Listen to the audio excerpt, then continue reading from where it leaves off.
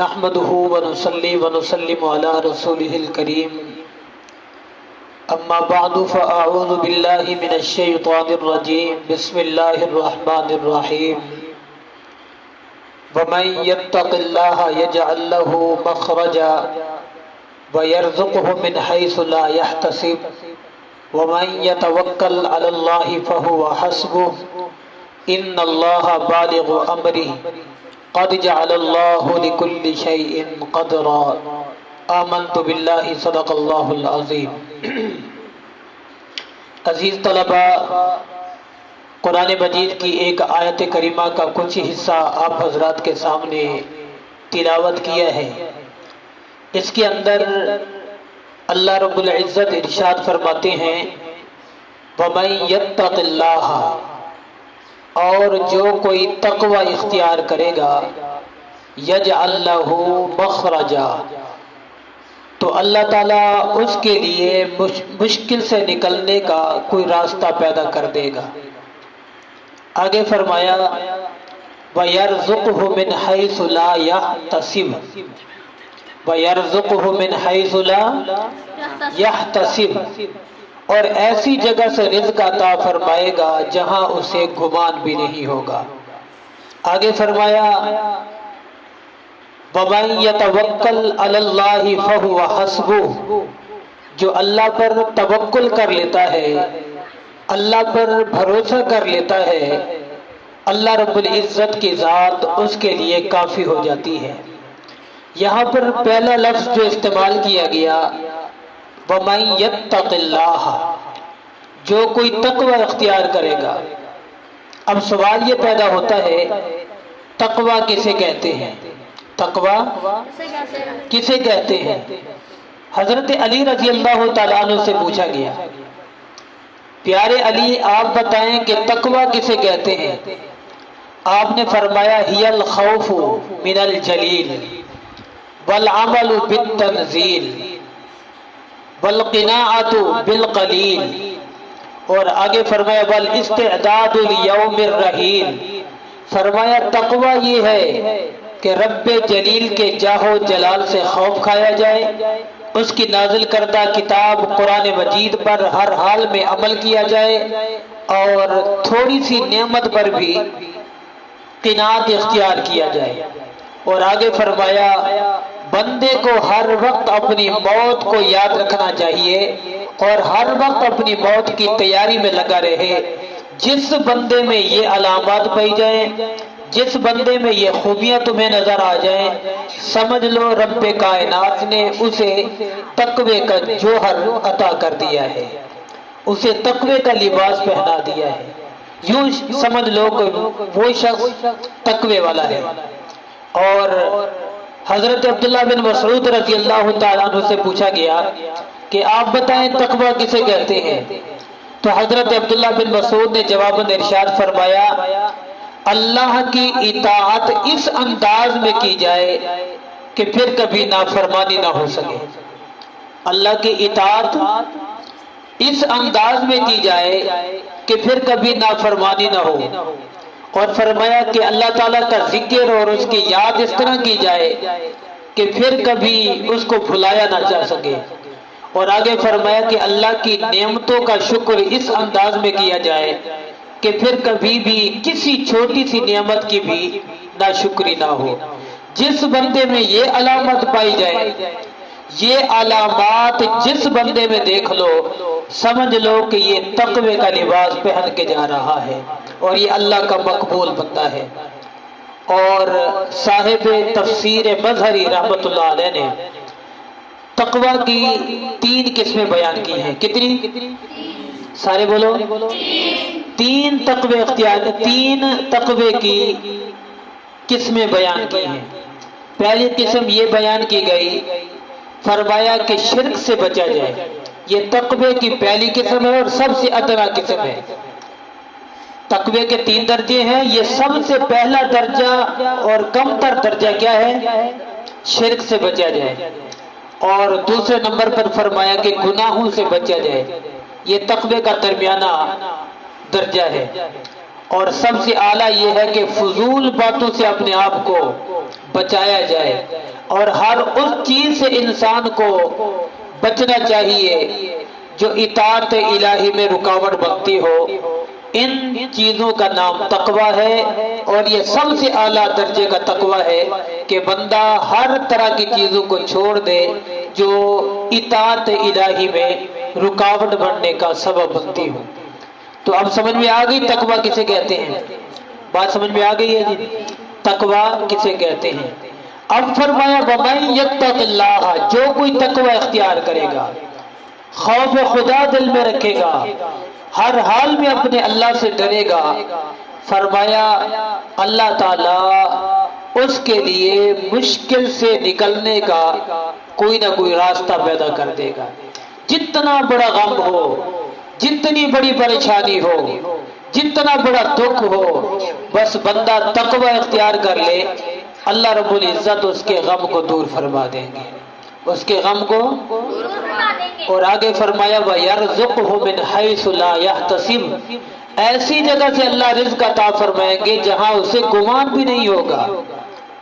یہاں پر ایک واقعہ سناتا چلوں، حضرت عوف بن مالک رضی اللہ تعالیٰ عنہ، یہ واقعہ آپ نے بڑی غور کے ساتھ توجہ کے ساتھ سننا ہے اور اس کو یاد بھی رکھنا ہے، ٹھیک ہے نا جی؟ کیا نام لیا ہے؟ حضرت عوف بن مالک، کیا نام؟ رضی اللہ تعالیٰ عنہ۔ یہ حضور نبی اکرم صلی اللہ تعالیٰ علیہ وسلم کے صحابی ہیں، بڑے مخلص صحابی ہیں۔ ان کے بیٹے کا نام ہے حضرت سالم رضی اللہ تعالیٰ عنہ۔ ان کو کفار و مشرکین نے گرفتار کر لیا۔ اب ظاہری بات ہے جب کسی کا لخت جگر والدین کی آنکھوں سے دور چلا جائے، اور سب سے بڑی بات جب دشمنوں کے ہاتھوں میں چلا جائے، والدین کو بڑی فکر ہوتی ہے۔ والدین اپنی اولاد کی جدائی میں بڑے پریشان ہوتے ہیں، بڑے غمگین ہوتے ہیں۔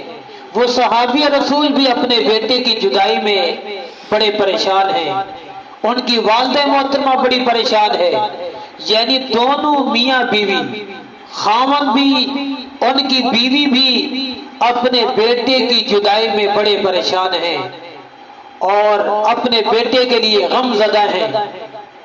اسی فکر میں، اسی پریشانی کو مد نظر رکھتے ہوئے حضرت عوف بن مالک رضی اللہ تعالیٰ عنہ حضور نبی اکرم صلی اللہ تعالیٰ علیہ وسلم کی بارگاہ اقدس میں حاضر ہوتے ہیں، عرض کرتے ہیں اے اللہ، اسی فکر میں، اسی پریشانی کو مد نظر رکھتے ہوئے حضرت عوف بن مالک رضی اللہ تعالیٰ عنہ حضور نبی اکرم صلی اللہ تعالیٰ علیہ وسلم کی بارگاہ اقدس میں حاضر ہوتے ہیں، عرض کرتے ہیں اے اللہ کے رسول، اے اللہ کے حبیب، اے اللہ کے محبوب، ہمیں بڑی پریشانی ہے، ہمیں بڑا غم ہے کہ ہمارے لخت جگر نور نظر کو کفار و مشرکین نے گرفتار کر لیا ہے۔ ماں گھر میں بیٹھی رو رہی ہے، میں یہاں پہ پریشان ہو کے آپ کے پاس آیا ہوں، کوئی ایسا وظیفہ بتائیں، کوئی ایسا ورد بتائیں، کوئی ایسی دعا کریں اللہ رب العزت ہمارے لخت جگر کو ہمارے ساتھ ملا دے۔ تو اللہ کے پیارے محبوب نے ایک تو یہ بات بتائی، فرمایا کہ تم تقوی اختیار کرو۔ کیا فرمایا؟ تقوی کی تعریف میں نے پہلے سنا دی ہے آپ کو، تو فرمایا تقوی اختیار کرو، اور دوسرے نمبر پہ فرمایا لا حول ولا قوت الا باللہ العلی العظیم، اس کو کثرت سے کیا کرو، اس کو ورد زبان بنا لو، ہر وقت ہر لمحہ یہ ذکر تم کرتے رہو، لا حول ولا قوت الا باللہ العلی العظیم۔ فرمایا اس کو کثرت سے پڑھو، اللہ تمہارے غم کو ہلکا کر دے گا، بلکہ تمہارے غم کو ختم کر دے گا، تمہارے بیٹے کو تمہارے ساتھ ملا دے گا۔ اب صحابی رسول نے تقوی بھی اختیار کر لیا، وہ وظیفہ پڑھنا بھی شروع کر دیا۔ تقوی تو پہلے بھی ہوگا کیونکہ اللہ کے نبی کے صحابی ہیں، نبی کی بارگاہ اقدس میں رہتے ہیں، اللہ کے نبی کے پیچھے نمازیں پڑھتے ہیں، ان کی صحبت میں رہتے ہیں، مگر دوسری مرتبہ اللہ کے نبی نے خود تاکیداً فرما دیا کہ تقوی اختیار کرو۔ اب سوچنے کا مقام ہے کہ پھر صحابی رسول نے تقوی کو 4 چاند لگا دیے ہوں گے، تقوی کو اپنا لباس بنا لیا ہوگا اور پھر تقوی کے مطابق زندگی گزارنا شروع کر دی ہوگی، اور وہ وظیفہ بھی ان کی زبان پہ جاری ہے۔ چند ہی ایام گزرے تھے کہ حضرت سالم رضی اللہ تعالیٰ عنہ کفار و مشرکین کو غافل پا کر اپنے والدین کے پاس پہنچ جاتے ہیں۔ کہو سبحان اللہ۔ اور پھر اکیلے نہیں آتے، بلکہ کفار و مشرکین کے کچھ جانور بھی بھگا کے لے آتے ہیں۔ اب کیا ہوا؟ والدین بڑے خوش ہوئے، ہمارا بیٹا آ گیا ہے، ہماری آنکھوں کی ٹھنڈک آ گیا ہے، ہمارے دل کا ٹکڑا آ گیا ہے، ہمارا لال آ گیا ہے، ہمارا لفت جگر آ گیا ہے، بڑے خوش ہیں۔ ماں بھی خوش ہو رہی ہے، باپ بھی خوش ہے اپنے بیٹے کی واپسی پر، مگر ایک اور غم بھی ان کو لاحق ہو گیا۔ وہ غم کیا ہے کہ بیٹا تو آ گیا ہے، آنا چاہیے تھا، پر یہ جانور جو کفار و مشرکین کے لے کر آیا ہے، آیا یہ ہمارے لیے حلال ہے یا حرام ہے؟ اور اسی کا نام تقوی ہے، اسی چیز کو تقوی کہتے ہیں، اسی چیز کو تقوی کہتے ہیں۔ جب بھی بندہ کوئی قدم اٹھائے سوچے یہ قدم اٹھا رہا ہوں، یہ میرے لیے قدم اٹھانا جائز ہے یا ناجائز ہے؟ قدم رکھ رہے ہیں، رکھنے سے پہلے سوچے میرا اس مقام پہ قدم رکھنا جائز ہے یا ناجائز ہے؟ کوئی لقمہ کھا رہے ہیں، پہلے سوچیں یہ لقمہ میرے لیے حلال ہے یا حرام ہے؟ نظر اٹھ رہی ہے، نظر اٹھانے سے پہلے سوچ لیں یہ میری نظر کا اٹھانا اس مقام پر میرے لیے حلال ہے یا حرام ہے، جائز ہے یا ناجائز ہے؟ کوئی چیز استعمال کر رہے ہیں، سب سے پہلے سوچیں ہمارے لیے اس کا استعمال کرنا جائز ہے یا ناجائز ہے۔ جس طرح کہ صحابی رسول کو غم لاحق ہوا کہ میرا بیٹا تو آ گیا ہے، خوشی کا باعث ہے، ہمارا لخت جگر ہمیں مل گیا ہے، پر یہ جانور جو لے کر آیا ہے یہ ہمارے لیے حلال ہے یا حرام ہے؟ اب یہی پریشانی لے کر اللہ کے محبوب کی بارگاہ اقدس میں حاضر ہو، عرض کی اللہ کے حضور بڑی خوشی ہوئی کہ بیٹا مل گیا ہے، آپ نے جو وظیفہ بتایا تھا ہم نے اس پر عمل کیا ہے، اللہ تعالیٰ نے کرم نوازی فرمائی، مہربانی فرمائی، ہمارا بیٹا ہمیں مل گیا ہے، پر کچھ جانور بھی لایا ہے، یہ وجہ ہے ہمارے اب پریشان ہونے کی۔ آیا وہ جانور ہمارے لیے حلال ہیں یا حرام ہیں؟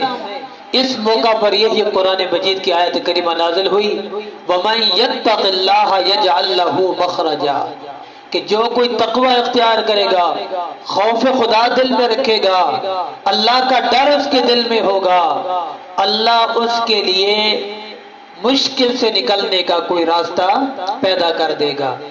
اور آگے فرمایا وَيَرْزُقْهُ مِنْ حَيْثُ لَا يَحْتَسِبُ، اور ایسی جگہ سے رزق عطا کرے گا جہاں انہیں گمان بھی نہیں ہوگا۔ تو اب ان کو کوئی گمان نہیں تھا، وہ تو اس بات پہ پریشان تھے کہ بیٹا بھی ملے گا کہ نہیں ملے گا۔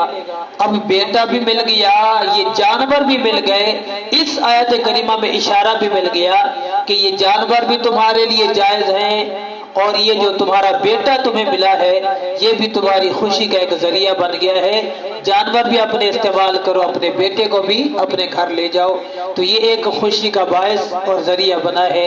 تو اس واقعے سے ہمیں بھی پتہ چلتا ہے کہ جب بھی کوئی غم ہو، کوئی پریشانی ہو، ایک تو تقوی اختیار کریں، دوسرے نمبر پر لا حول ولا قوت الا باللہ العلی العظیم، اس کو کثرت سے پڑھتے رہیں، جتنا بڑا بھی غم ہوگا، پریشانی ہوگی، وہ ختم ہو جائے گی۔ ایک حدیث شریف میں ہے کہ 99 بیماریوں کی دوا، یہی جملہ ہے، کون سا؟ سارے پڑھ لو۔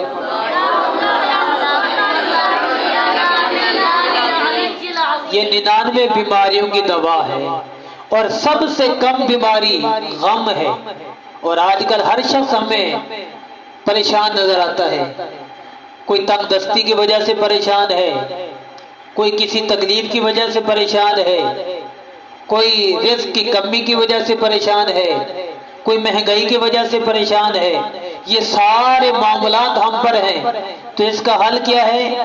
ایک تو تقوی اختیار کریں، کیا؟ اور آسان لفظوں میں خوف خدا دل میں رکھ لیں، اسی کا نام تقوی ہے۔ اور دوسرے نمبر پر کیا پڑھنا ہے؟